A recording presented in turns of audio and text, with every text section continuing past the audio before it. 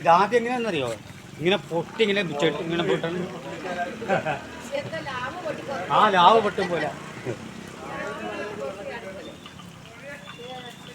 അത് നല്ലതാ.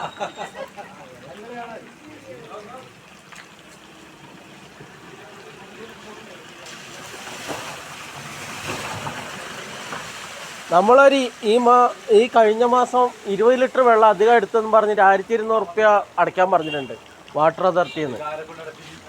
ഈ വെള്ളം പോകുന്നതിനൊന്നും ഒരു കുഴപ്പമില്ല. 20 ലിറ്റർ വെള്ളം അധികം എടുത്തിട്ടുണ്ട്, നിങ്ങൾ 1200 അടയ്ക്കണം എന്ന് പറഞ്ഞു. 20 ലിറ്റർ അധികം എടുത്തിട്ടുണ്ട്.